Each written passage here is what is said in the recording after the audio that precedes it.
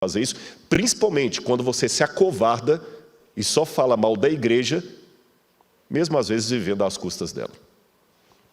Desculpa, irmãos, mas algumas verdades têm que ser ditas. Está aqui na Bíblia. O selo será colocado sobre os que gemem e choram e suspiram. No hebraico é suspiram pelos pecados de Israel. Jesus, até quando ele denunciava os fariseus, tinha um embargo na voz dele. Eu não tenho óculos cor-de-rosa, meu irmão. Não diga como alguns colocam, você é queridinho da igreja, é fácil para você falar, não sou tão queridinho assim. Eu faço a minha barba, pelo menos dia sim, dia não. Eu acho que eu me conheço mais do que você. Eu sei o que eu falei quando eu estava em terapia. Eu sei as lágrimas que eu chorei quando eu estava em depressão. Você não.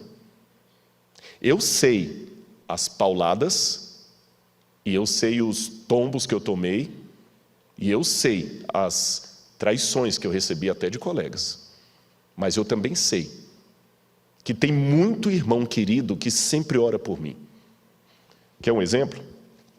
Eu tenho aqui, o pastor me deu aqui, olha, manda um abraço para esses dois jovens aqui, Jefferson e Mateus, de Santa Isabel. Não sei se eles estão assistindo agora. Eu quero dizer para vocês que eu posso ter um canal no YouTube, mas eu não sou youtuber. Eu posso ter um programa na TV, mas eu não sou artista. Eu posso ser conhecido, mas não sou famoso. E quando eu recebo isso aqui, é uma maneira de Deus me dizer, vai meu filho, eu tenho muita gente para você alcançar. Eu falei isso essa noite para dois que estavam aqui. Quando eu prego no púlpito, eu prego para você, mas quando eu desço do púlpito, alguém fala assim, sua mensagem me tocou, é você que está pregando para mim. E os problemas da igreja? Faça como eu tenho feito. Eu suspiro. Dá raiva às vezes. Mas é uma raiva, há uma diferença, sabe? Entre a vizinha que fala mal do rapaz drogado e o pai que vai buscá-lo na Cracolândia, gritando, por que você está fazendo isso com seu pai? Os dois estão irados, mas há uma diferença da ira do pai e da ira da vizinha fofoqueira.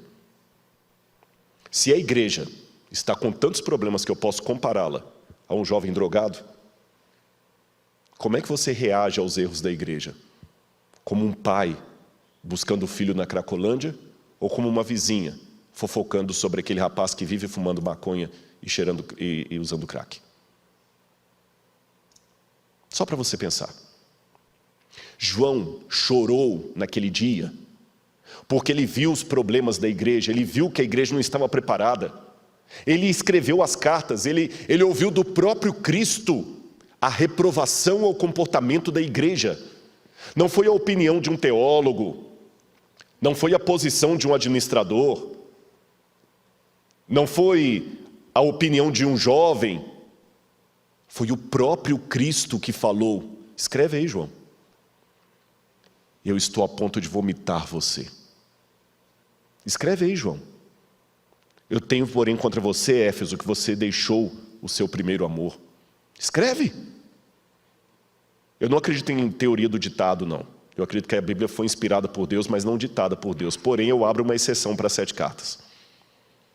É a única parte da Bíblia que eu tenho que admitir que foi teoria do ditado. Ali Deus ditou. Escreve, João. Eu imagino que João até falou assim, o senhor é para... Põe. Coloca. Senhor, mas isso aqui é muito pesado. Escreve, João. Tenho, porém, contra ti que toleras essa mulher Jezabel. E se você não arrepender, eu vou vir até a ti, vou mover o teu candelabro do lugar dele. João tinha 2 posições. Uma delas é falar, tá vendo? Nem Deus aceita a igreja, essa igreja já está acabada mesmo. Ele tinha 3 posições. Na verdade, 2 não, ele tinha 3. Ele podia ficar enfatizando, Deus falou, a igreja está acabada mesmo. Não presta essa igreja, eu vou sair dela porque eu sou melhor do que ela. Segunda posição. Ele podia dizer, fazer uma lei do deixa como está para ver como é que fica. Fingir que nada estava acontecendo. Ou terceira. Ele podia se envolver emocionalmente com a igreja e chorar por ela. Como, aliás, chorou o seu antecessor, o profeta Daniel, que no capítulo 9 faz uma linda oração pelo povo e se identifica com o Israel pecador. Daniel chorou pelos pecados de Israel. E quando ele chorava, olha depois a sua Bíblia no capítulo 9, olha a pessoa com a qual, o pronome pessoal que Daniel usa para falar dos pecados da igreja. É sempre a primeira pessoa do plural. Nós temos pecado contra ti. Nós temos afrontado o teu nome, Senhor. Nós temos quebrado a aliança. Ele se identificava com Israel pecador. E olha que interessante. Daniel escreveu isso onde? Na Babilônia. E por que Deus deixou a Babilônia chegar e destruir o povo? Por causa dos pecados do povo. Muito bem. Por causa dos pecados do povo. E por causa da quebra da aliança, Nabucodonosor veio e levou os judeus em cativeiro. Exatamente. Daniel quebrou a aliança? Daniel estava em apostasia? Daniel estava em idolatria? Eu acho que não. Porém, nada da sua fidelidade impediu que ele também recebesse o mesmo castigo do povo. Em outras palavras, estaria você disposto a ser um Daniel do século 21? Quando essa pergunta é feita, as pessoas automaticamente pensam assim: estaria eu disposto a ser fiel a Deus, mesmo que Nabucodonosor mande eu comer uma comida que não está permitida no livro de Levítico? Estaria eu disposto a ficar fiel a Deus, mesmo que uma imagem for erguida? Sim, eu quero ser um Daniel do século 21. Estaria você disposto a continuar na igreja, orando pelos pecados da igreja, se identificando com esses pecados, mesmo que você não esteja neles? Ah, não, aí não. Aí não. Alguns até escrevem: desculpe, não dá para eu ficar na igreja, já fui vítima de fofoca lá, eu vejo muita coisa errada lá, eu vou sair. Numa época que se está falando tanto de discriminação contra a mulher, discriminação contra o negro, contra o homossexual, talvez seria o tempo de nós falarmos também discriminação contra o joio. Sabe por quê? Se eu entendo bem a parábola de Jesus, do trigo e do joio, a Bíblia fala que a função do trigo é crescer junto com o joio, não separado dele.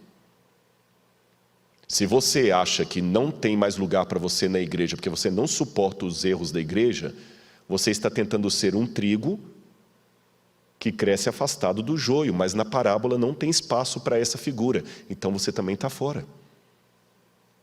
A parábola diz que o trigo e o joio têm que crescer juntos até o dia da vindima. Por que você quer crescer separado, se Jesus determinou que o trigo e o joio tinham que crescer juntos? E mais, a parábola diz que não compete você saber quem é trigo, quem é joio dentro da igreja. Nem aos anjos. Somente a Deus no dia da vindima. Então, aprendamos com o sentimento de Daniel, aprendamos com o sentimento de João, aprendamos com o sentimento dos profetas. Não é colocar óculos cor-de-rosa em relação aos erros da igreja, mas, como eu disse, é sofrer por ela. Angustiar-se, repito a minha ilustração, como um pai buscando um filho na Cracolândia, e não como uma vizinha fofoqueira falando mal do menino que usa drogas. O que você é na igreja? Uma vizinha fofoqueira? Ou um pai querendo resgatar o seu filho? A forma como você denuncia os erros da igreja responderá a essa pergunta. Vamos continuar no quadro. Outra coisa que eu queria mostrar para você. Olha, preste atenção aí na sua tela. Que tipo de livro seria aquele? Um livro, um rolo, com 7 selos. O selo, como você sabe, era uma forma de lacrar o livro para que ninguém pudesse lê-lo. E eu já vi várias interpretações entre os comentaristas. Alguns dizem que aquele livro selado na mão de Deus seria o Antigo Testamento. Outros comentaristas colocam que seria o livro de Daniel, porque o livro de Daniel foi selado. Outros dizem que seria o livro do juízo. Alguém já falou também que seria o livro do destino. Será que seria realmente aquela uma cena de juízo? Eu sei que muitos interpretam isso aí como sendo uma cena de juízo final. E que aquela parte de Apocalipse capítulo 4 já é na época que começa o juízo investigativo no santuário. Eu confesso para vocês que eu, Rodrigo, não sou convencido por essa interpretação. Respeito quem a tem, mas eu não vejo ali situação de juízo. Aquele livro não é o livro do juízo.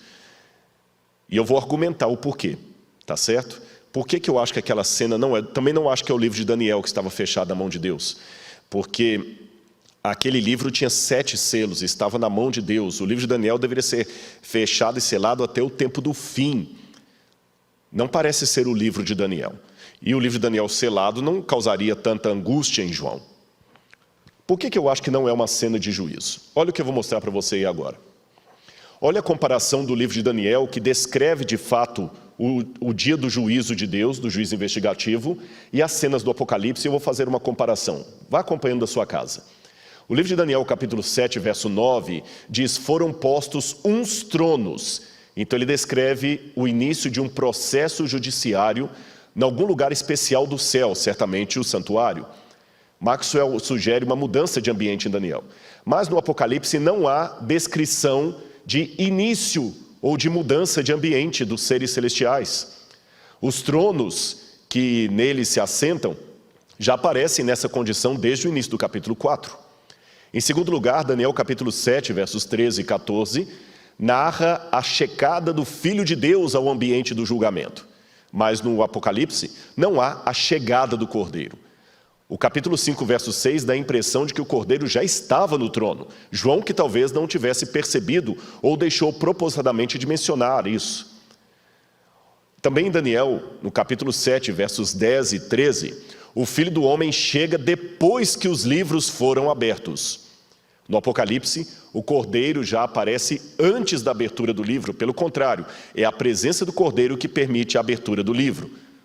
Diferente do livro de Daniel, que o Filho do Homem chega depois que os livros foram abertos. Mais um detalhe. Aqui fala da abertura de livros em Daniel, plural. João fala de um livro selado, um em particular.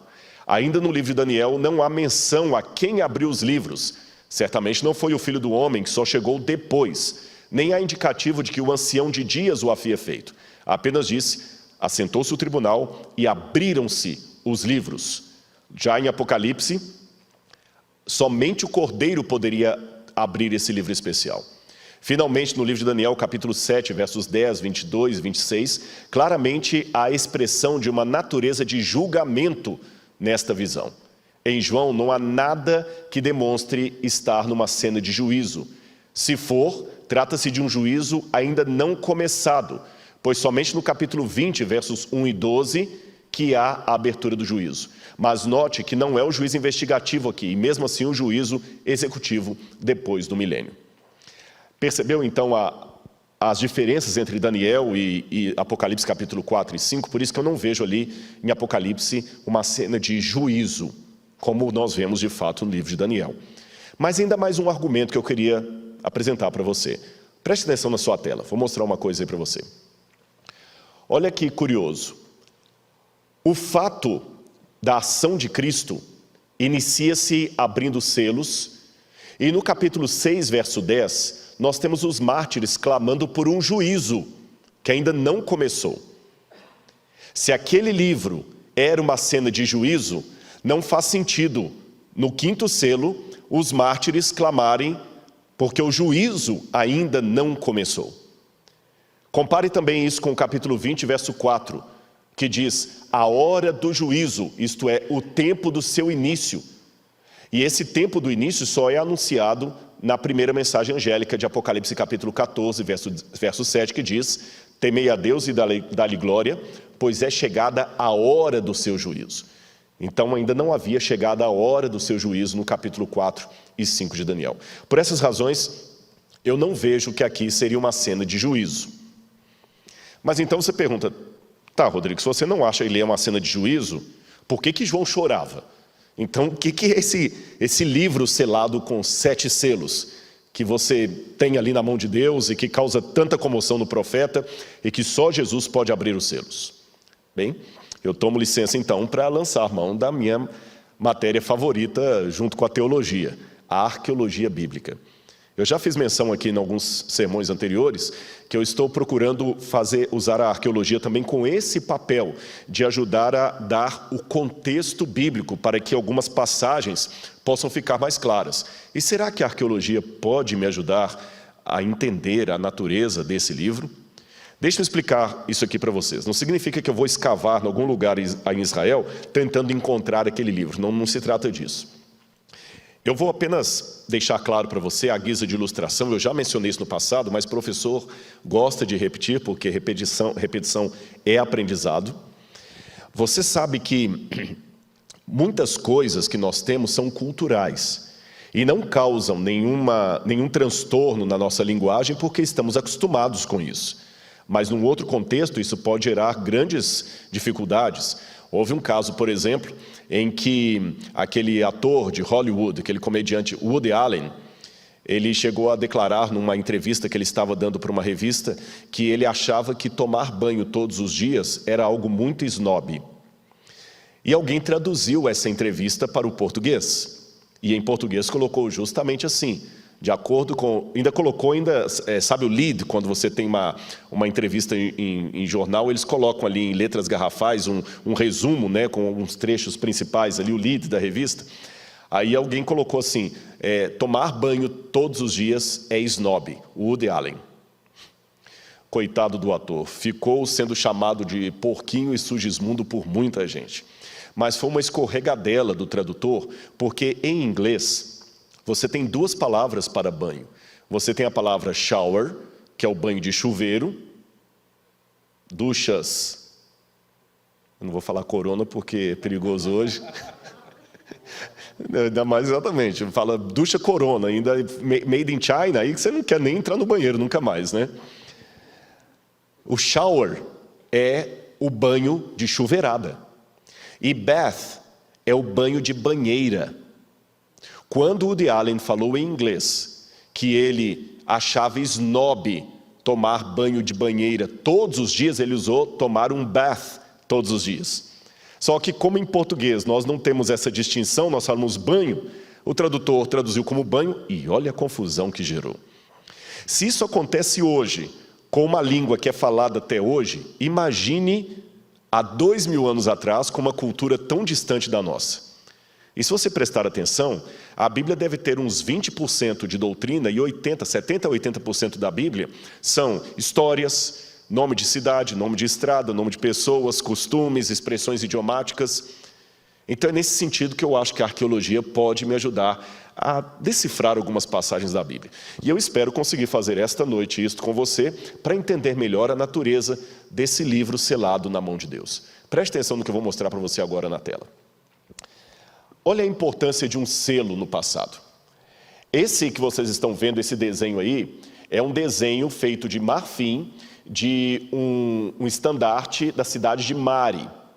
E se você olhar bem, aqui você tem um desenho, e isso me ajuda bastante enquanto arqueólogo, porque é como se fosse uma fotografia do passado. Isso aí tem quase 4.000 anos de existência. E esse desenho mostra um senhor da corte, um alto dignatário, em seus trajes de dignatário. Então me dá uma ideia de como as pessoas se vestiam naquele tempo. Lembrando que Abraão conviveu mais ou menos nessa época, então era assim que eles vestiam. E se você olhar bem, a capa do sujeito, do ancião, ela tem como se fossem duas agulhas de tricô, são dois alfinetes grandes fazendo um X, percebam? E no meio desse X você tem uma cordinha com uma bola. O que seria essa bola? Um selo. De acordo com Heródoto, você podia reconhecer um nobre cidadão da Babilônia se ele tivesse uma capa e um selo grudado nela. Era muito importante a presença de um selo. O selo era o seu certificado de propriedade, era o seu carimbo, aquilo que identificava você. Até na Bíblia eu tenho um exemplo desse. Se você olhar no Antigo Testamento, no livro do Gênesis, você tem a história de Tamar e Judá. Tamar fingiu-se de prostituta para ter relações com Judá, e quando Judá estava saindo, que ele não tinha dinheiro para pagá-la, ela falou, deixe comigo como penhora a sua capa, o seu selo e a sua corrente. Por que ela pediu justamente o selo? Porque ela tinha certeza que ele voltaria para buscar. Quer ver agora, nessa noite, alguns selos antigos? Aliás, eu vou até aproveitar o ensejo para fazer uma propaganda para você. Aqui eu estou no UNASP Campus São Paulo. O UNASP ele tem 4 campi. Tem o UNASP São Paulo, onde nós estamos tendo essa semana. Tem o UNASP Hortolândia. Tem o UNASP Engenheiro Coelho e o campus virtual. Eu dou aula no campus de Engenheiro Coelho. E lá nós temos o único museu de arqueologia bíblica da América do Sul. Depois que acabar essa pandemia, faça uma visitinha ao museu. Se você quiser, até anota o telefone do museu aí. 19-3858-9033. Eu vou repetir. 19-3858-9033. Você pode ligar ali, agendar uma visita e você vai ver algumas peças lá, inclusive alguns selos originais dos tempos da Bíblia Sagrada. Tá bem? Faça uma visita para a gente. Agora eu vou mostrar para você alguma foto de alguns selos antigos. Olha aí na sua tela. Aquele estandarte de Mário, eu falei com vocês, tinha o desenho dos homens, e aqui você tem, lá em cima, um selo cilíndrico. Embaixo aqui também eu tenho um selo cilíndrico. Eles rolavam o selo num pedaço de argila, deixando a marca de um desenho. E aqui esse pedaço de argila com um pedaço de corda é o que sobrou de um selo que estava fechando algum documento do passado. Eu vou explicar isso para você.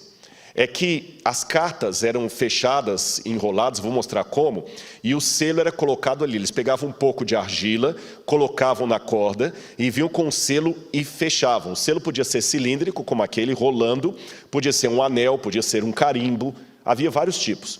E você deixava na argila a impressão de selo, que às vezes podia ser um desenho, um símbolo, o nome do proprietário, coisas dessa natureza que identificavam o dono, o dignatário daquele selo. Olha aqui mais uma imagem para você acompanhar em casa. Aqui eu tenho selos e as chamadas bulas. O bulle é o plural em latim. A bula é justamente aquela marca que é deixada na argila. Vocês estão vendo ali a carta. E aqui eu tenho as mãos de um arqueólogo com um selo minúsculo na mão dele. E do outro lado você tem justamente as marcas de impressão. Por que acontecia isso? Imagina naquela foto ali um papiro ainda com selo. Muitas vezes havia destruições por guerras, e eles queimavam o palácio, como fizeram com o Palácio de Davi em Jerusalém. O fogo queimava o papiro, consumiu o papiro, mas a marca do selo fica mais rígida. E nós encontramos vários selos em Israel, inclusive selos do rei Ezequias, que já foram comprovados, dos inimigos de Jeremias. Vários personagens da Bíblia já tiveram a sua comprovação histórica graças ao achado de um selo minúsculo, ou melhor, da impressão de um selo.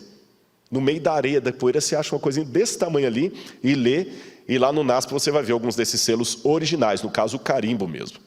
Agora, mais uma imagem para você. Aqui você tem um contrato de casamento em Elefantina, como é que ele foi guardado. Então não eram somente cartas que eram seladas, documentos também eram selados.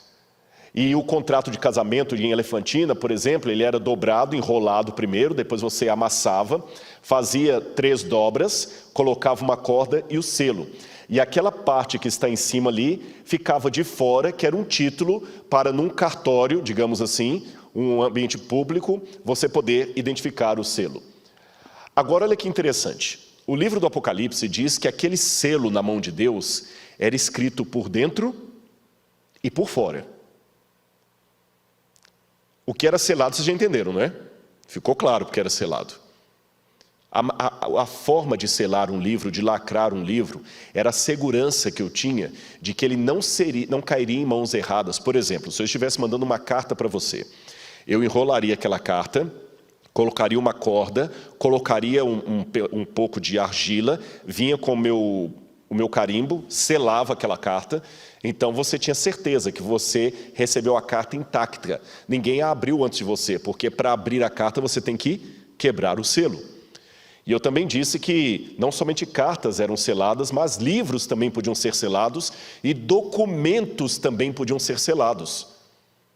E quando o Apocalipse me diz que aquele livro era escrito por dentro e por fora, eu pensei, eu acho que eu tenho uma pista aí. Preste atenção no que eu vou mostrar para você agora aí na imagem. Esse documento, ele foi encontrado também em Elefantina e é um texto legal daquela época. E veja que interessante, o que você tem escrito na parte superior, você tem escrito na parte inferior. Eles enrolavam a parte inferior do documento e selavam. E você pode perguntar, mas por que eles selavam a parte inferior se a parte superior tinha a mesma coisa? Bem, como este era um texto legal, era um documento legal que estava no arquivo público, a parte superior era aquela que todo mundo podia consultar. E no caso de uma demanda jurídica, um juiz podia determinar que se quebrasse o selo e abrisse a parte de baixo para ter certeza que a parte de cima não foi adulterada, que os textos estão iguais, estão idênticos. Percebeu? Era um critério de cartório. Mais uma imagem para você. Aqui eu tenho um outro achado ocorrido em Israel nos anos 70. Foi um achado numa das cavernas da Samaria. E eles encontraram manuscritos do 4º século antes de Cristo. Documentos muito bem preservados. E quando eu li esse artigo científico que foi publicado na Biblical Archaeologist, uma revista indexada, e também no Wadi Dalayet, é o nome do lugar onde eles encontraram esses documentos. Chamou minha atenção que alguns documentos intactos tinham 7 selos. Normalmente, você percebe ali a fotografia? 7 selos. Normalmente, os documentos tinham um selo, 2, no máximo 3. Mas agora em Israel descobriram vários papiros com 7 selos. Então eles usavam, na época de João e até antes da época de João, alguns documentos que recebiam de maneira extraordinária 7 selos. Tinha de ser um documento muito importante para ser selado 7 vezes. Aí eu percebi que em Roma havia um costume interessante. Os judeus copiaram muita coisa dos gregos e dos romanos em termos de ação legal na época do Segundo Templo. E os romanos tinham um costume, que eu vou mostrar para você agora também na imagem. Quando um romano ia apresentar um testamento, ele era bem diferente do modo como nós fazemos hoje, em vários aspectos. Mas o testamento foi eficaz na vida da pessoa que o fez. Ele foi feito de público, como se diz em latim, em viva voce.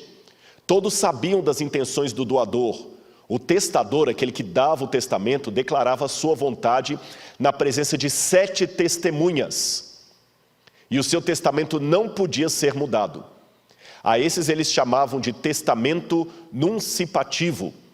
Mas o perigo de confiar a vontade dos mortos à memória dos vivos logo os aboliu. Todos os testamentos foram ordenados por escrito e sempre selados com 7 cartas. Eu tenho aqui um testamento romano que inclui, inclusive, um certificado da venda de um escravo. E note que esse testamento também está com 7 selos. Por quê? Porque alguns escravos romanos podiam também fazer parte daqueles que recebiam a herança. É diferente da escravidão no Brasil. E note lá em cima, 7 selos. Se eu posso usar uma expressão grega de Arquimedes, eureka! Descobri. Eu acho que eu tenho aí uma pista para entender a natureza daquele livro selado na mão de Deus e por que João chorava tanto. O que seria aquele livro, senão o testamento de Deus? Exatamente. João viu nas mãos do Altíssimo o testamento. E se o testamento ainda estava fechado, é porque a herança não havia sido dada. Porque de acordo com a legislação greco-romana, e como nós vimos naquele achado de Samaria, de acordo com o que era praticado também entre os judeus, a herança só era dada depois que o testamento era aberto. E para o testamento ser aberto, os 7 selos tinham de ser rompidos. Mas vamos voltar à situação, ao drama do Apocalipse.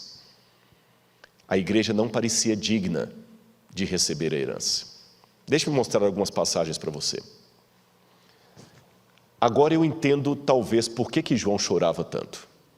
Em Mateus capítulo 5, verso 5, Jesus fez uma declaração que o próprio João ouviu pessoalmente. Bem-aventurados os mansos, porque eles herdarão a terra. O próprio Espírito, diz o apóstolo Paulo em Romanos capítulo 8, 16 e 17, o próprio Espírito testemunha ao nosso espírito que somos filhos de Deus. Se somos filhos de Deus, somos também herdeiros. Volta para mim aqui agora. Mas se nós somos herdeiros, como é que nós vamos herdar? Nós não temos dignidade para isso. Ninguém tem. Se você falar assim, esse pastor não tem moral para falar comigo nada, você está certo, eu não tenho. Ninguém tem. Todos pecaram e todos carecem da glória de Deus. Todos. Santo Agostinho de Hipona, quando ele escreveu o livro Confissões, ele dizia da sua infância que ele sempre tinha uma vontade sobre-humana de roubar peras na casa do vizinho.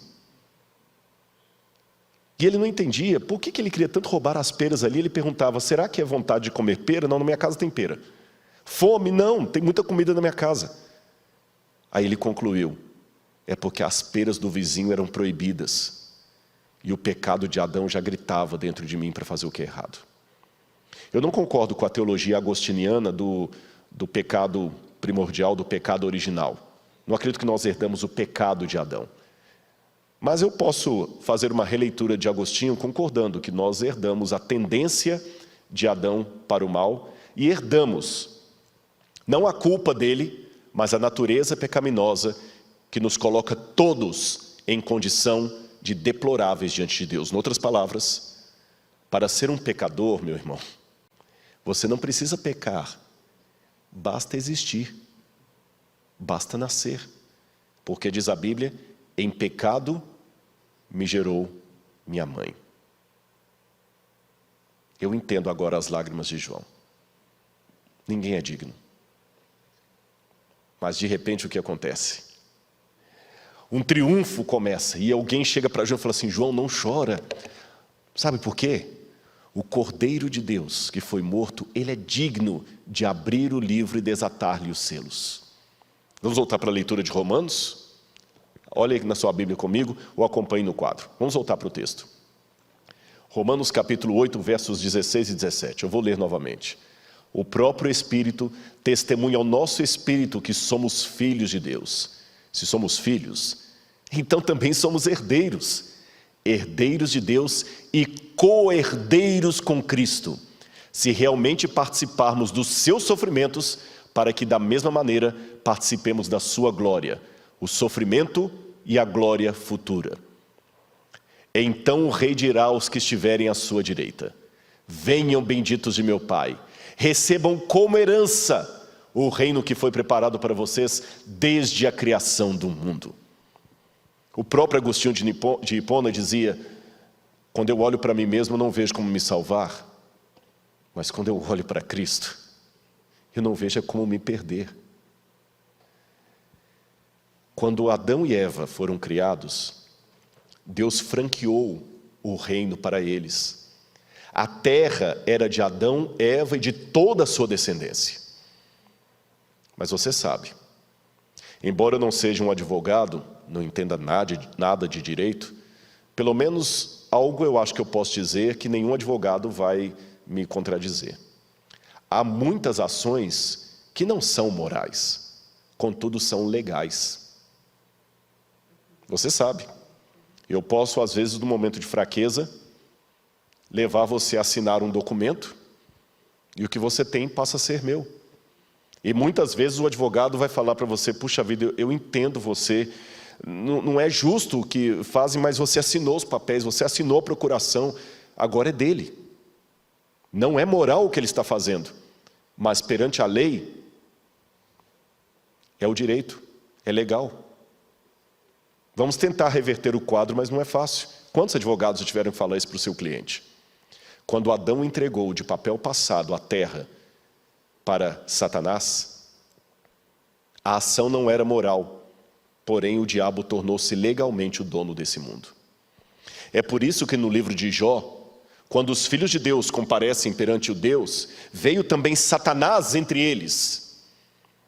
E é interessante que Deus pergunta a Satanás, de onde vens? Em hebraico, miaitavô. O que você está fazendo aqui? É um trocadilho. O livro de Jó é um livro muito complicado em hebraico. Jerônimo, quando foi traduzir o livro de Jó, falava que ele era mais escorregadio do que lama. E o diabo responde com outro trocadilho para Deus, eu vim de rodear a terra e passear por ela. O que ele quis dizer com isso? Havia um costume no Antigo Oriente Médio que quando um rei queria ter a certeza que tudo estava bem no seu reino e que não havia oposição, ele passeava pelo reino, ele ou um dos seus emissários. É por isso que a Bíblia fala que Davi passeava pelo seu palácio à noite quando viu Betseba tomando banho. É por isso que a Bíblia fala, passeava Deus pelo jardim do Éden na viração do dia. Não é que Deus estava dando um passeio, estava verificando. E o diabo fez a mesma coisa, eu sou o dono da terra. Só que agora você sabe, para recuperar a terra das mãos do diabo, porque nós somos o objeto da demanda com tudo que o mundo possui, Cristo teve que pagar o preço da cruz. Ele morreu no meu e no seu lugar. De modo que, legalmente falando, se você quer ser justo, não é justo o que estão fazendo comigo, eu não levo o desaforo para casa. Se você quer ser justo, o céu não é para você, nem a terra renovada, nem para mim. Legalmente falando, o céu, o novo céu e a nova terra pertencem a Cristo. Ele que conseguiu de volta o direito de propriedade. E o que ele faz? Graciosamente partilha a sua herança conosco. Por isso que nós somos co-herdeiros de Cristo. Ele pode abrir o livro do testamento, quebrando cada um dos selos. Ele tem dignidade para isso. Mas se você prestar atenção no Apocalipse, você verá algo que me chama bastante atenção. O cordeiro ainda estava degolado. Tem alguma coisa errada aí. Porque eu aprendi, pastor Gilson, quando os adventistas me deram um estudo bíblico, que no céu não vai ter nenhum traço de coisas do pecado. Que quando ressuscitarmos num corpo de glória, eu acho que não são só os adventistas que ensinam isso, eu acho que todas as religiões que creem na ressurreição, quando ressuscitarmos num corpo de glória, aquela marca, aquele defeito de nascimento que eu tenho vai desaparecer. Aquela cicatriz de uma cirurgia que deixou um rasgo aqui na minha barriga vai desaparecer. Aquela marca de expressão da testa ou do pezinho de galinha vai desaparecer. Aquele queimado que você teve, que deixou sua pele enrugada, vai desaparecer. Aquele acidente de moto que você teve, que você fraturou a perna e ficou com um rasgo de todo tamanho, vai desaparecer. E Cristo ressuscitou. Mas ele ainda está como se fosse degolado. É o que está na Bíblia. Eu vi um cordeiro como se houvesse sido morto. Esfrados, ou em grego, dá a entender que o cordeiro estava em pé no trono, mas ainda com a ferida aberta, que é a degola aberta. É isso que está no grego. O cordeiro vivo, mas com aquela abertura aqui. O que isso significa? Quando Cristo ressuscita, ele continua tendo as marcas dos pregos nas mãos, tanto que ele pede a Tomé que coloque a mão nas suas feridas. O corpo glorificado dele, de maneira excepcional, não apagou as marcas do pecado, que nem eram dele, eram nossas. Uma pergunta que eu já fiz para os meus alunos de teologia e faço para você nessa noite. Como pode um Deus eterno sinceramente morrer? Se Cristo era Deus, como é que ele morreu em nosso lugar? Anote isso aí na sua Bíblia e nunca mais esqueça. Jesus não perdeu os seus poderes divinos. Jesus não perdeu as capacidades divinas dele. Mas ele voluntariamente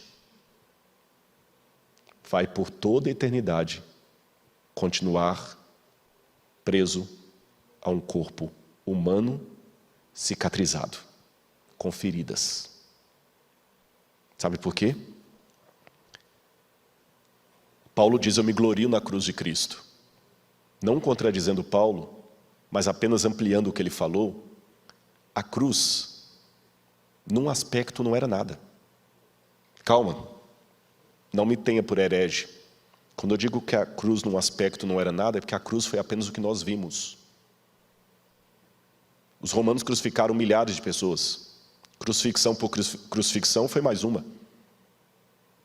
A diferença da cruz de Cristo é o que nós não vimos. Ele enfrentou a morte eterna. Hebreus fala que ele morreu a morte por todos os homens.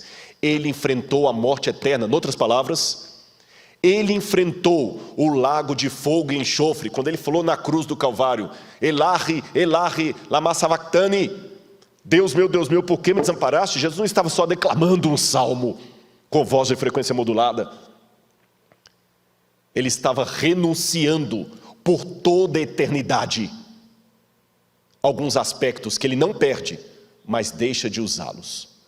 Entre eles, o fato de que agora ele estará por todos sempre preso a um corpo de carne e osso. O livro de Atos diz que Jesus voltará assim como para o céu nós o vimos ir. Quando Cristo subiu ao céu, ele não cortou o laço da humanidade como se corta uma fita. Tanto é que a Bíblia fala que nós subiremos de glória em glória para ter um corpo, você lembra? Semelhante ao da sua glória. O cordeiro continua machucado. Por amor de você. Quando alguém me pergunta, por que Deus deixa o mal acontecer no universo? Eu pergunto de volta, quem pagou o maior preço? Não foi o diabo, porque ele vai ser destruído.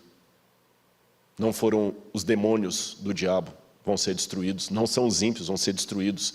Não são os justos que sofrem, os salvos, porque a nossa salvação vai ser temporária. Quem vai ficar com sequela para sempre é a divindade.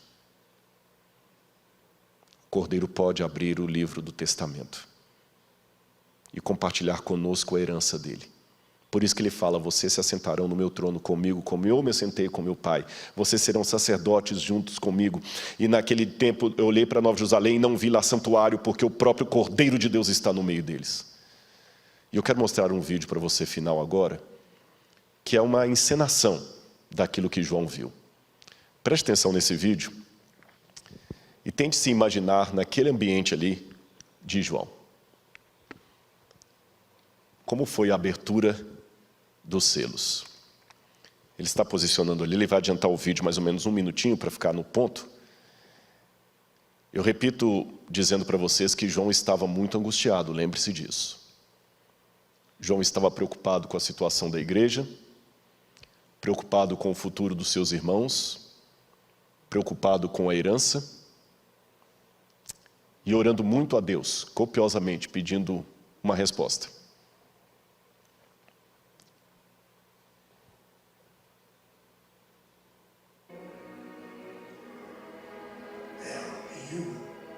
Pode tirar o som, deixa só o vídeo, por favor. E aqui não está saindo ainda para a gente.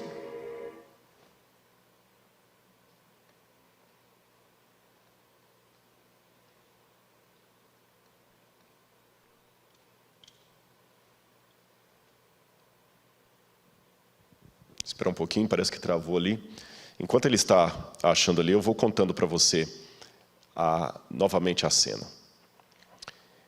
Eu imagino que se João é convidado de novo a subir ao céu, ele estaria certamente pensando naqueles irmãos da igreja de Éfeso, como muitas vezes nós pensamos. E estaria orando por eles. Isso. Pode colocar a tela cheia, se possível, para o pessoal em casa assistir. Isso. Imagine João orando. Ele dizia, Senhor, cuida do teu povo, Senhor. Ô Pai, qual será o futuro da tua igreja? Qual será o destino da tua igreja, Senhor? Pode deixar rodando, não tem problema não.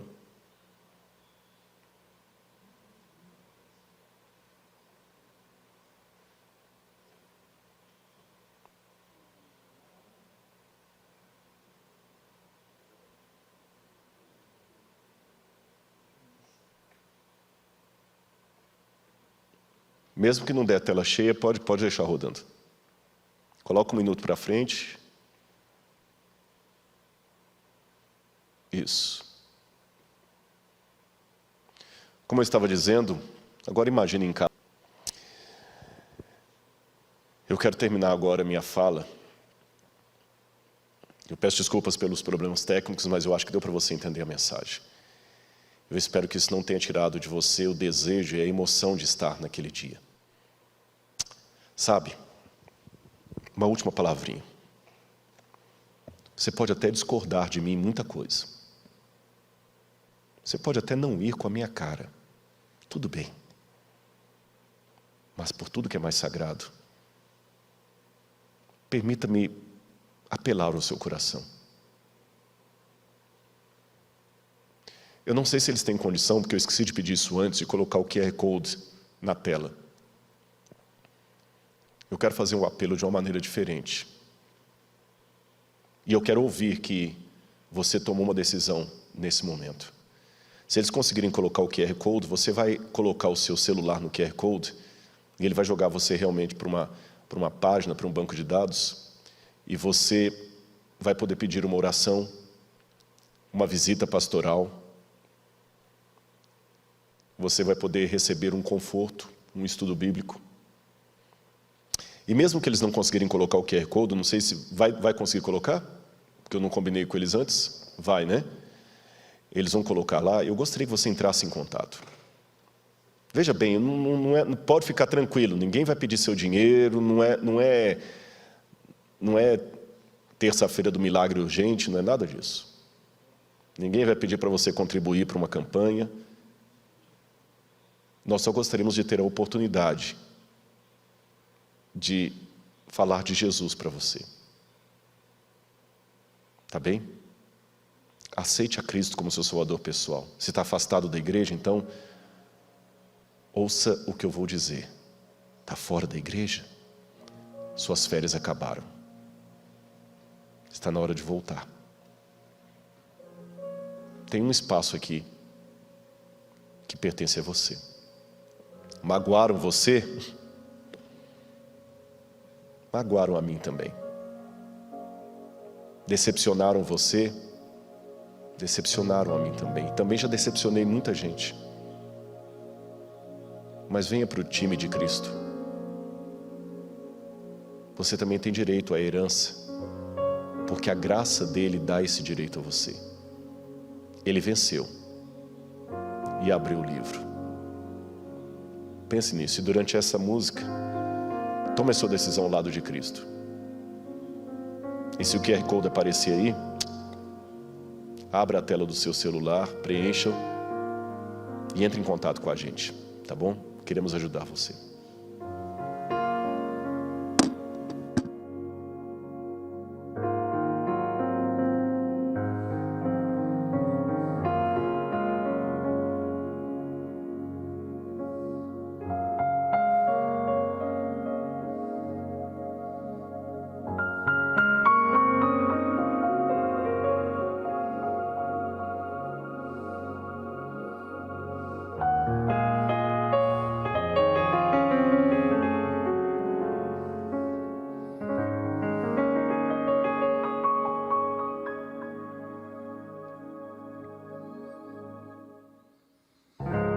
Pai, preciso te falar,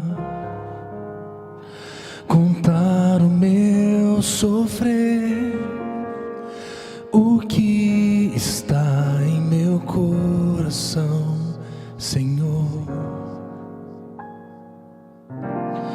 Tenho tanto medo de deixar o teu querer. O que farei sem o teu amor em mim?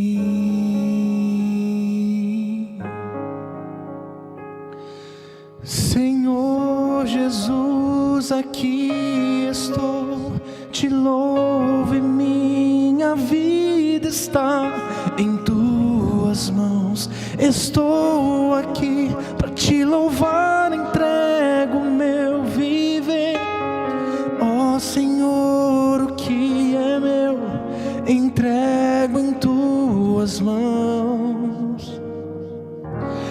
Quero ser a tua voz no mundo que precisa de amor.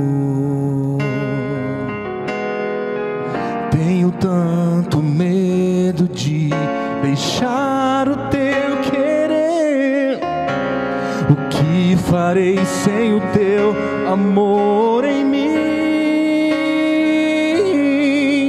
Senhor Jesus, aqui estou, te louvo e minha vida está em tuas mãos. Estou aqui para te louvar, entrego meu viver. Ó Senhor, o que é meu, entrego em tuas mãos. Quero ser a tua voz no mundo que precisa de amor. Te entrego o que sou, te entrego o meu ser, o meu coração, o meu caminhar.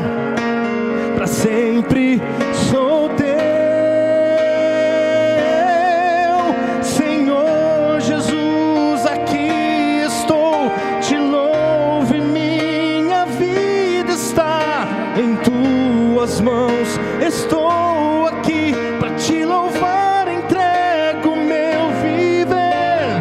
Ó Senhor, o que é meu, entrego em tuas mãos. Quero ser a tua voz no mundo que precisa de amor.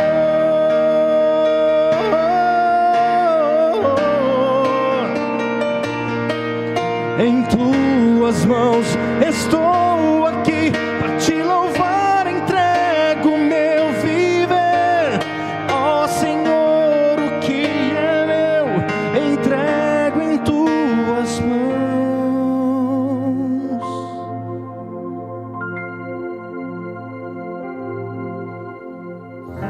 Quero ser a tua voz no mundo que precisa de amor.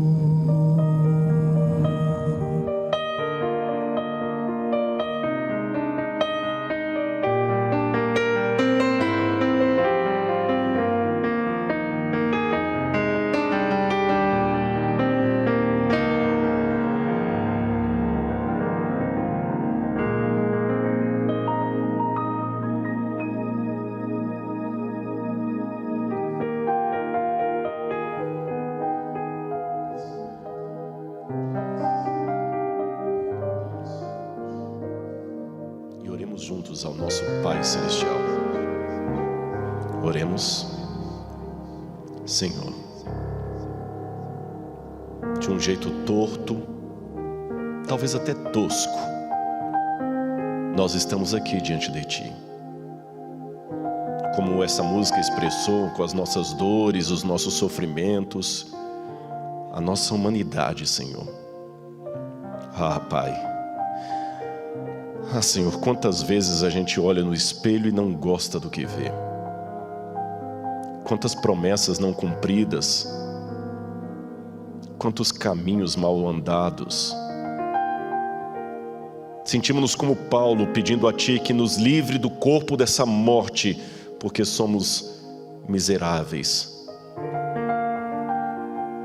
Mas ao mesmo tempo, quando contemplamos o Cordeiro no trono, degolado, eternamente com a degola no pescoço,